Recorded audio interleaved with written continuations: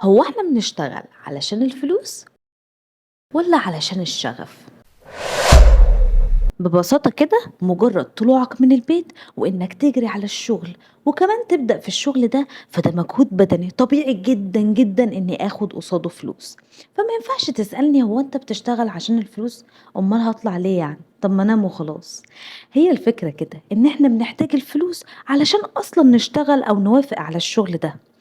بس تيجوا تشوفوا اللحظة دي. مم.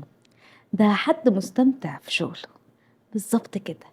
لحظة إنك مستمتع في الشغل أو بتحب الشغل أو عاوز تطلّع الشغل على أحلى وجه، وإنك كمان تعمل شغل من البيت للشغل ده، فده محتاج شغف. يعني ببساطة إحنا محتاجين الفلوس علشان نشتغل، بس محتاجين الشغف علشان نستمتع في الشغل ده، نحب الشغل ده. ببساطة أكتر وأكتر. We need money to work, but we need passion to be on a roll.